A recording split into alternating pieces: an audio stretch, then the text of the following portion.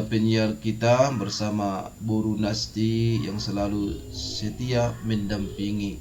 Mudah-mudahan kita semua, para pendengar kami dan tentu para penonton pemirsa yang melalui Facebook ataupun melalui YouTube, mudah-mudahan kita semua tetap dalam limpahan rahmat Allah Subhanahu wa taala, sehingga itu kita jadikan sebagai alat untuk meningkatkan amal ibadat sampai akhir hayat.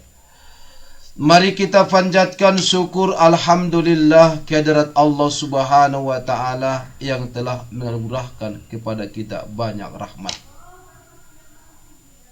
Mudah-mudahan itu bisa kita jadikan alat meningkatkan amal ibadat sampai akhir hayat kita. Mudah-mudahan kita selamat dunia dan akhirat. Bila ketupat dibelah empat, mudah-mudahan orang yang cinta bersolawat insya Allah mendapatkan syafaat.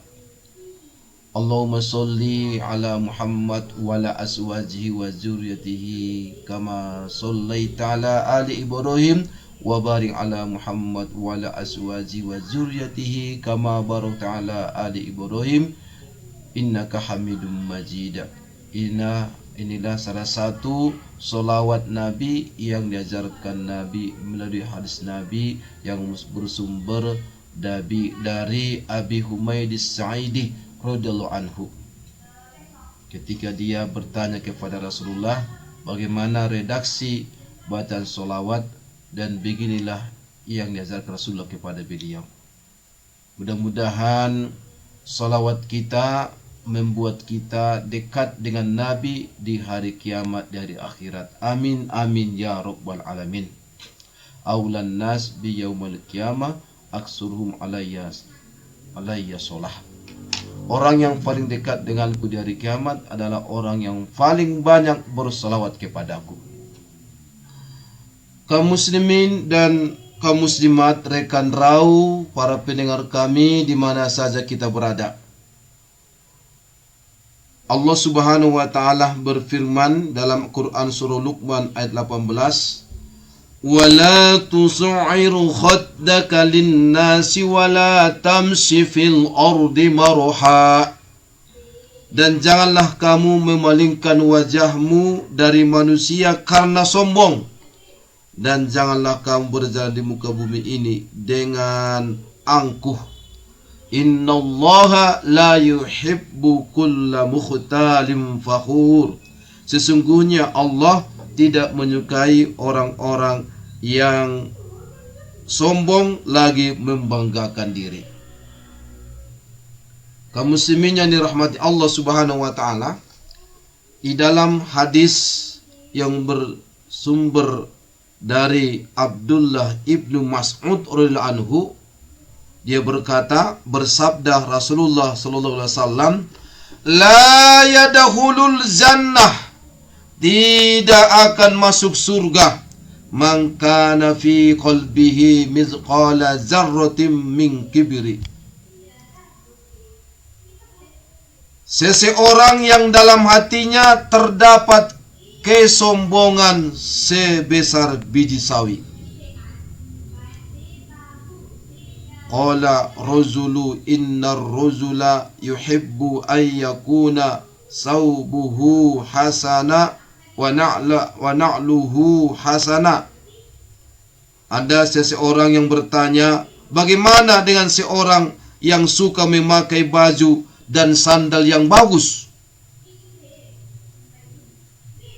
Qala, beliau bersabda, innallaha jamil yuhibbul jamal. Sesungguhnya Allah itu indah dan menyukai keindahan. Al-kibru batrul haqqi wa gumtun nas.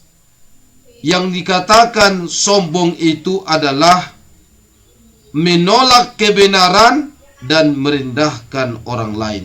Hadis riwayat Muslim. Kaum muslimin yang dirahmati Allah Subhanahu wa taala. Dan ada manusia di muka bumi ini, dia selalu menyebut tentang hartanya. Hadis riwayat Muslim dari Abu Hurairah radhiyallahu anhu, yaqulul abdu, seorang hamba berkata, mali, mali, hartaku, hartaku. Innama lahu mim malihi min salas. Sesungguhnya ia hanya memiliki 3 hal dari hartanya. Ma'akala fa'afna, apa yang telah ia makan lalu habis. Au labisa fa'abala, atau apa yang ia pakai lalu itu usang. Pakaian yang kita pakai akhirnya pun usang. Au anto faqotana, atau apa yang ia berikan lalu ia simpan untuk akhiratnya. Wa ma siwa zalika fahuwa zahibun wa tarikhu linnas.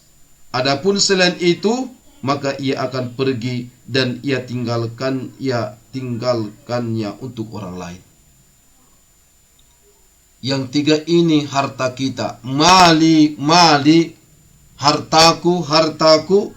Harta kita, apa yang kita makan lalu habis, apa yang kita pakai pakaian lalu itu menjadi usang, dan apa yang kita sedekahkan, kita zakatkan, kita infakkan, kita wakafkan untuk kita bawa untuk akhirat.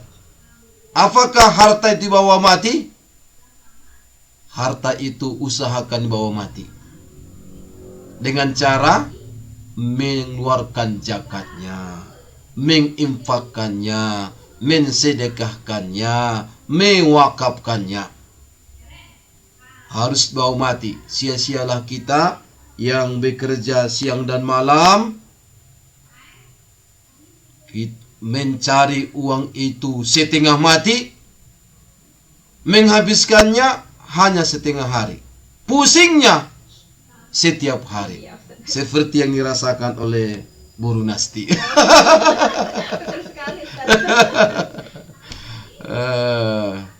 Mungkin pendengar kami pun banyak merasakan itu. Bapak bekerja, mama belanja. Bapak nganggur, mamanya pun kabur.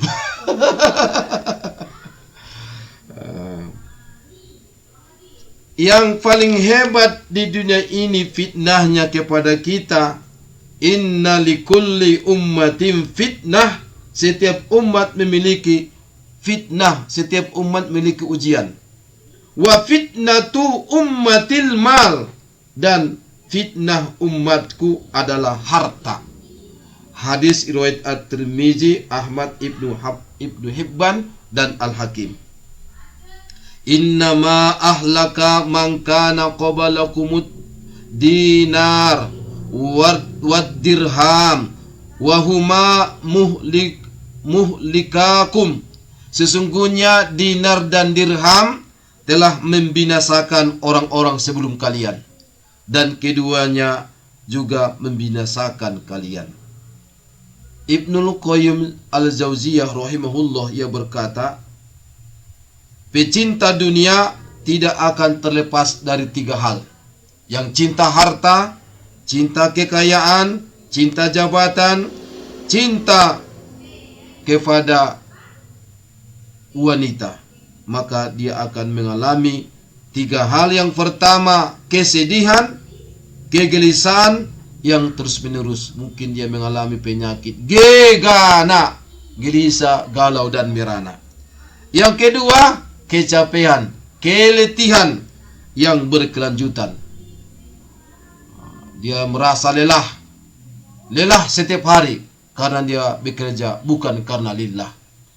Yang ketiga, penyesalan yang tak pernah berhenti. Nasi sudah bubur, nasi sudah jadi bubur. Kalau nasi itu jadi bubur, memang bisa kita makan, kan enak. Tapi penyesalan itu selalu datangnya terlambat. Maka apa yang Allah anugerahkan kepada kita berupa harta, maka itu akan kita perjawabkan nanti di hadapan Allah Subhanahu wa taala. Dalam hadis riwayat At-Tirmizi, Ad-Darimi, Abu Ya'la, Rasulullah SAW menegaskan tidak akan bergeser dua telapak kaki seseorang hamba pada hari kiamat sampai ia ditanya. Pertanyaan yang pertama tentang umurnya, kemana dihabiskan. Pertanyaan yang kedua tentang ilmu yang didapatkannya, bagaimana, apakah diamalkan. Yang ketiga tentang hartanya, dari mana ia dapatkan dan kemana ia belanjakan. Dari mananya ditanya, kemananya pun ditanya. Dan yang keempat tentang tubuh yang ganteng, yang cantik, memikat, badan sehat walafiat, berpikirnya masih akurat, pandangan mata masih tepat, dan kemudian kakinya masih bisa berjalan yang cepat. Itu akan ditanya, kemana tubuhmu engkau gunakan, apakah untuk taat atau untuk maksiat. Itu pasti akan ditanya. Saudara-saudariku, kaum muslimin, kaum muslimat, rekan rau, di mana saja kita berada, pamer harta. Dalam mendapatkan harta, manusia sering menghalalkan segala cara, dan dia sangat cinta kepada harta. Wa tuhibbunal mala hubban zamma.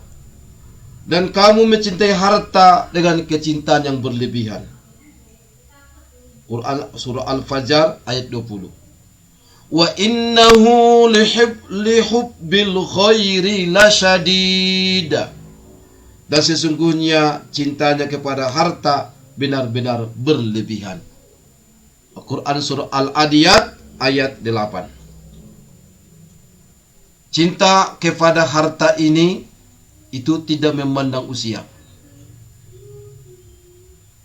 Bisa jadi tua-tua keladi, makin tua makin hebat cintanya kepada harta. Dalam hadis riwayat Bukhari dan Muslim dari Abu Hurairah radhiyallahu anhu, Rasulullah SAW bersabda, qalbus syaikhi syabun ala hubbiz natain. Anak Adam, manusia, semakin tua semakin besar cintanya dalam mencintai dua hal. Yang pertama, tulul hayah, dia ingin panjang umur. Yang kedua, watulul umur, watulul hayah, watulul mal. Dan dia watuhibbunal mal, dia sangat mencintai harta, dia ingin semua panjang umur. Maka setiap hari ulang tahun, happy birthday to you, kan, selalu mengucapkan selamat hari lahir dan panjang umurnya, kan begitu lagunya, kan. Dan semoga panjang umurnya dan banyak rezekinya, rezekinya akan berlimpah. Itu doa kita, itu hal yang wajar. Allahumma tawil umurana wa sahih ajasadana. Ya Allah, panjangkanlah umur kami, sehatkanlah badan kami. Wasabbit imanana, jangan lupa mendoakan kuatkan keimanan kami. Wahasin a'malana, dan perindah amalan kami. Wawasi arzaqona, luaskan rezeki kami. Ilal khair qurribna, kepada kebaikan dekatkan kami. Wanisyar, dari segala bentuk kejahatan, kemaksiatan jauhkan kami. Abaidna waqdi hawaijana fid din wad dunya wal akhirah, dan kabulkanlah seluruh hajat kami, hajat untuk menyempurnakan agama, untuk menikmati kenikmatan duniawi, dan untuk menikmati kebahagiaan di akhirat yang kekal abadi. Ini doa orang-orang beriman. Kecintaan kepada harta harus tidak berlebihan. Kita harus bekerja untuk mendapatkan apa yang ingin kita cita-citakan. Tapi jangan sampai kita lupa ibadah dan lupa kewajiban. Sesuatu yang kita anggap baik untuk kita belum tentu baik untuk kita. Yang baik untuk orang belum tentu baik untuk kita. Yang baik untuk kita belum tentu baik untuk orang lain. Pakailah bajumu sesuai dengan ukurannya. Jangan pakai Boru Nasti ukuran pakaian saya. Nanti longgar nanti kan, terlalu jumbo kan. Kalau untuk si Boru Nasti mungkin M, ya kan, M kan. Kalau saya XL. Jadi berbeda ukurannya. Jadi ukuran kita dengan ukuran orang lain beda. Rezeki kita dengan rezeki orang lain beda. Jadi jangan kita bandingkan kita dengan orang lain. Rezeki kita berbeda-beda, pekerjaan yang berbeda-beda. Tujuannya itu adalah untuk saling bekerja sama, bersinergi, berkolaborasi, dan saling tolong menolong dalam kebaikan, dan saling kita bantu dalam perbuatan ketakwaan. Kaum muslimin yang dirahmati Allah, apa dampak negatif dari memamerkan harta? Sesudah kita dapatkan harta yang banyak itu, ada ternyata orang yang suka memamerkan. Siapa itu? Salah satunya adalah si Korun. Si Korun. Dalam Al-Quran surah Al-Qasas ayat 79. Ayat 79 Allah ceritakan itu bagaimana Korun memamerkan kemewahannya, kekayaannya. Kita lihat surah Al-Qasas ayat 79. Fakharaja ala qaumihi fi zinatih. Maka keluarlah si Korun kepada kaumnya dalam memamerkan kekayaannya. Qala allazina yuriduna al-hayatad dunya. Dan berkatalah orang-orang yang menghendaki kehidupan dunia.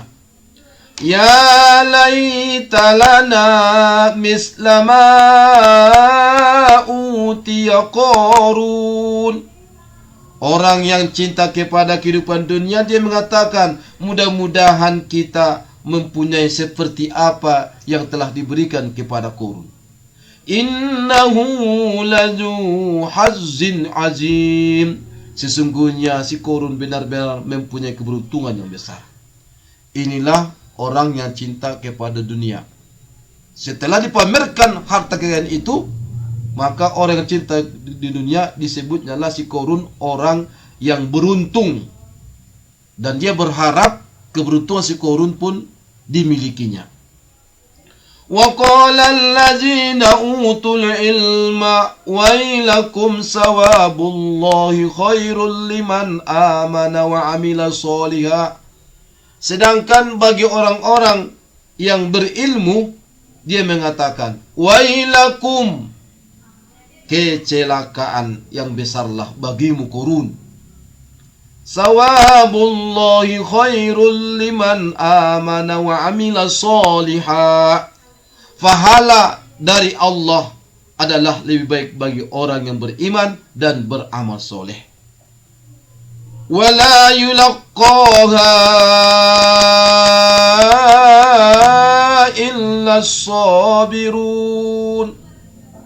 Dan tidak diperoleh pahala itu kecuali oleh orang-orang yang sabar. Jadi ketika seseorang memamerkan harta kekayaannya, ada dua dampak. Ada dampak negatif, ada dampak positif. Bagi yang melihatnya dampak negatif, itu akan menimbulkan iri hati, dengki, hasad. Sehingga dia ingin mendapatkan seperti yang didapatkan orang yang memamerkan harta itu. Dan kalau dia tidak dapatkan, bisa jadi iri hati akan terus ada pada dirinya. Ia pun akan ada rasa benci, dan ia pun ingin menyakiti dan menzalimi. Bagi orang beriman, ketika nampak kekayaan, dia akan berpikir bagaimana kalau kekayaan itu digunakannya untuk meningkatkan amal ibadat. Karena harta itu adalah alat, fasilitas yang diberikan Allah Subhanahu wa taala supaya kehidupan kita berkualitas. Karena banyak ibadah tanpa ada harta tidak bisa dilakukan. Kita tidak bisa nutup aurat tanpa ada harta. Kita tidak bisa melaksanakan ibadah solat tanpa ada pakaian. Kita tidak bisa menunaikan ibadah zakat kalau kita tidak cukup haul dan nisab. Dan kita tidak bisa melaksanakan ibadah haji dan umroh kalau kita tidak punya harta. Kita tidak akan bisa membantu fakir miskin anak yatim kalau kita tidak punya harta. Maka bagi orang beriman melihat harta yang dipamerkan itu dampaknya positif. Kalaulah seandainya Allah memberikan itu kepada aku, maka akan gunakan sebagai alat untuk meningkatkan amal ibadat. Beramal soleh, amal soleh.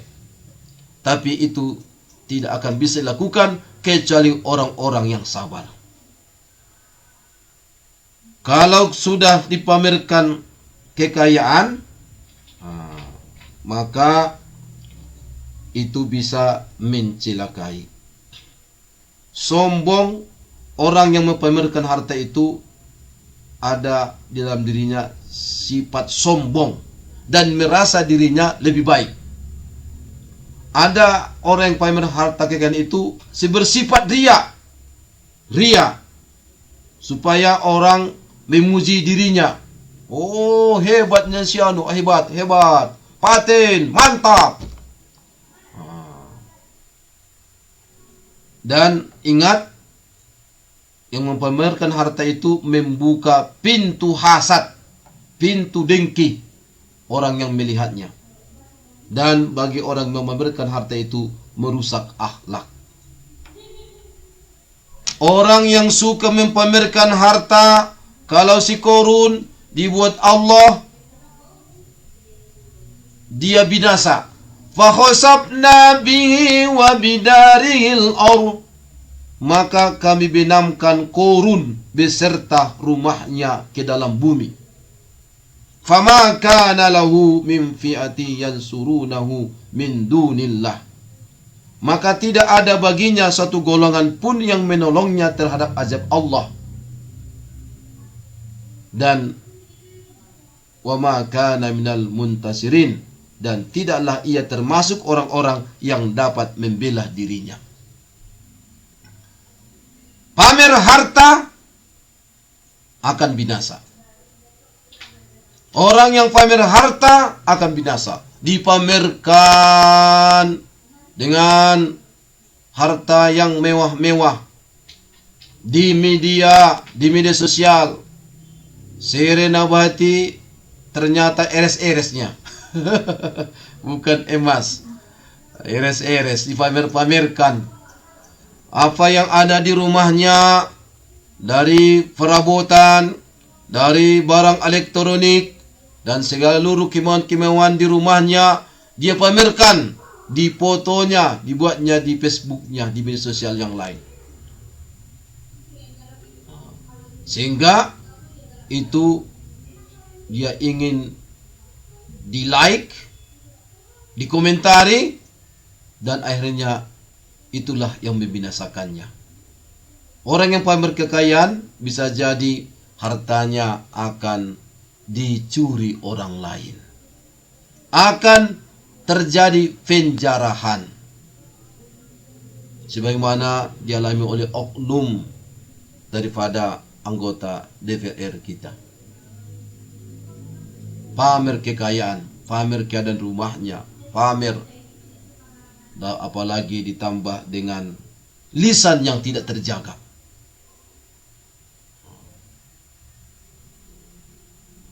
Itulah yang membuat orang makin dengki, makin benci, dan akhirnya mereka pun ingin menyakiti kita. Dilakukan mereka lah penjarahan, dan akhirnya harta kita dikuras mereka dengan habis. Betapa banyak kejadian orang yang memamerkan hartanya di media, dan akhirnya itu mencelakai dirinya. Terjadi pembunuhan, terjadi pencurian, terjadi perampokan, terjadi penodongan, dan bahkan terjadi pemutilasian. Itu semua diawali bisa jadi karena kita pamer kekayaan dalam kehidupan. Kalau si Korun dibenarkan Allah, dia dengan hartanya.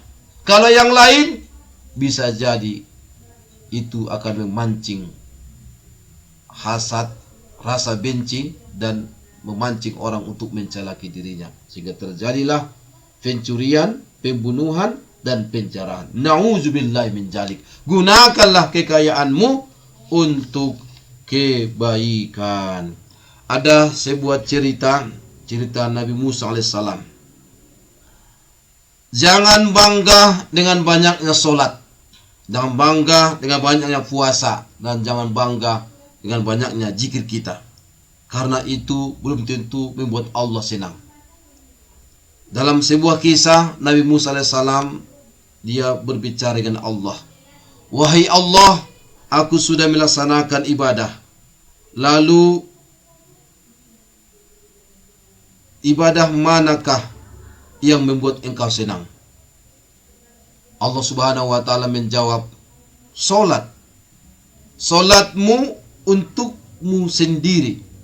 Karena dengan engkau mengerjakan solat, maka engkau terpelihara dari perbuatan keji dan mungkar. Engkau jauh dari maksiat, hatimu pun akan tenang. Engkau berzikir, zikirmu itu hanyalah untukmu sendiri. Membuat hatimu dengan zikir itu tatma'innal qulub, hatimu akan tenang. Puasa, dengan puasamu itu untuk dirimu sendiri. Dengan puasa engkau akan sehat, puasa engkau akan terjaga, dan engkau bisa mengendalikan hawa nafsumu sendiri. Nabi Musa alaihissalam pun, lalu apa yang membuatmu senang ya Allah? Nabi Musa bertanya. Lalu apa jawaban dari Allah subhanahu wa ta'ala?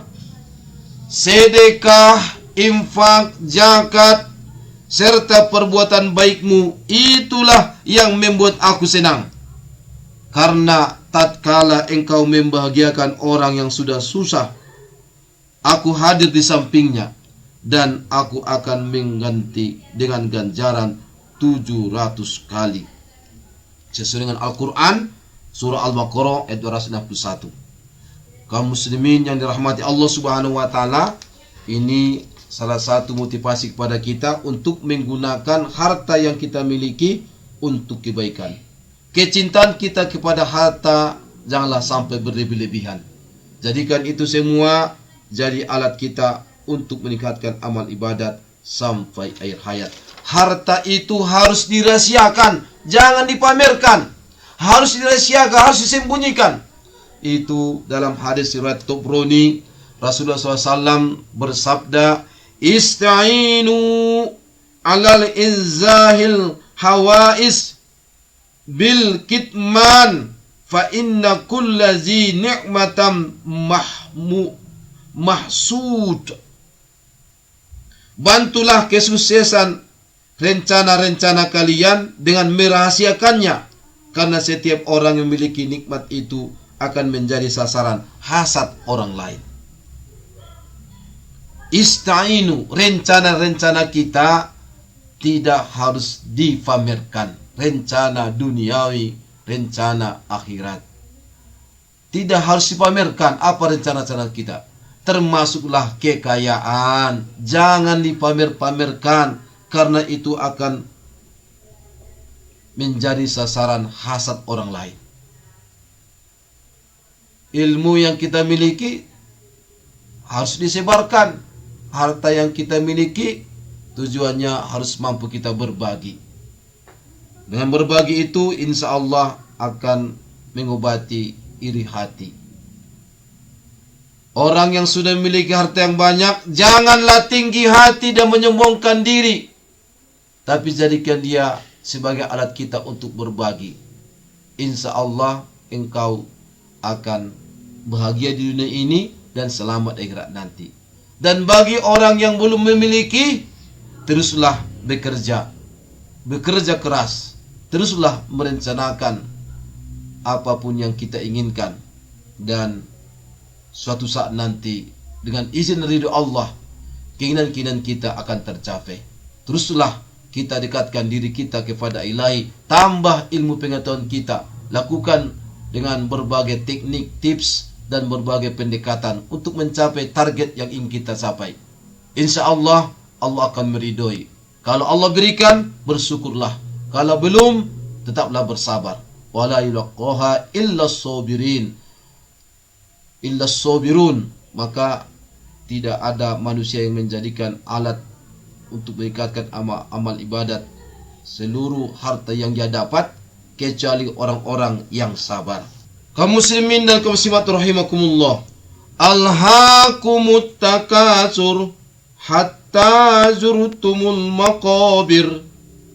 Bermegah-megahan telah melalaikan kamu sampai kamu masuk ke dalam kubur. Surah At-Takasur ayat 1 sampai ayat 2. Yaqulu ibnu Adam, mali, berkatalah keturunan Adam, kita manusia ini, mali, hartaku, mali, hartaku. Wahallaka ya ibna illa ma akalta fa'afnaita. Tidaklah harta yang engkau miliki melainkan apa yang telah engkau makan, dan apa yang kau makan lalu dia habis. Fa'afnaita au labista fa'aba laita. Atau apa yang engkau kenakan, yang engkau pakai, lama kelamaan akhirnya dia pun menjadi usang. Au tasaddaqta fa'amdoita. Atau apa yang engkau sedekahkan lalu engkau biarkan. Hadis riwayat Muslim dari Abdullah bin As-Sila radhiyallahu anhu. Kaum muslimin yang dirahmati Allah Subhanahu wa taala, harta yang kita miliki mari kita gunakan untuk sebagai alat kita untuk memperbanyak kebaikan. Apa yang kita miliki, harta itu kalau kita sedekahkan, itulah yang mengabadikan, membahagiakan kita. Maka saran kami kepada yang suka pamer harta kekayaan, bersikap tawaduk dan bersyukurlah, karena harta yang kita miliki adalah rezeki dari Allah dan itu merupakan ujian kepada kita. Mudah-mudahan kalau kita jadikan dia sebagai alat untuk meningkatkan amal ibadat, kita insya Allah lulus dan lolos dari ujian berupa harta yang itu. Maka dengan kita mengeluarkan zakatnya, berinfak, bersedekah, itu sebagai tanda rasa syukur kita dengan cara menggunakannya untuk yang bermanfaat. Yang kedua, saran kami menjaga kerahasiaan. Rahasia pribadi jangan terlalu diumbar, dan kita harus berusaha semaksimal mungkin untuk menutupi nikmat yang sudah kita miliki agar kita terhindar daripada hasad. Ada dua ilmu, setinggi apapun pendidikannya dan sebanyak apapun hartanya dan sehebat apapun orangnya, ada dua ilmu yang banyak orang tidak memilikinya. Ilmu selamat. Ingin tahu? Ingin sekali, Ustaz. Ingin sekali? Ingin sekali, Ustaz. Ada dua ilmu. Satu, ilmu tahu diri. Tahu diri. Ini paling penting ya. Iya, ilmu tahu diri. Kalau dulu artis, sekarang sudah legislator. Oh. Dulu suka joget-joget, Senang orang melihatnya. Kalau sudah legislator, jangan lagi joget. Itu memancing amarah orang. Tahu diri lah, tahu diri. Kemudian yang kedua, tahu ilmu batas. Setiap perbuatan ada batasannya. Setiap apapun pekerjaan dan profesinya ada ketentuannya. Ada yang harus kita jaga, ada regulasinya. Maka harus kita jaga yang dua ini supaya kita selamat. Ilmu tahu diri dan ilmu tahu batas. Inilah yang dapat kami sampaikan, karena waktulah yang membatasi kita. Menanam kacang panjang di atas batu, ceramah tidak boleh terlalu panjang karena terbatas oleh waktu. Mudah-mudahan apa yang kami sampaikan dapat menggugah hati kita untuk selalu menjaga diri dan berusaha semaksimal mungkin mensyukuri segala nikmat Allah yang Allah berikan kepada kita, untuk kita jadikan sebagai alat kita untuk meningkatkan amal ibadat. Amin amin ya rabbal alamin. Wallahu muwaffiq ila aqwamit billahi taufiq wal hidayah. Usikum nafsi bitaqwallah. Nasrullahu fatun qarib wa basyiril mu'minin. Assalamualaikum warahmatullahi wabarakatuh.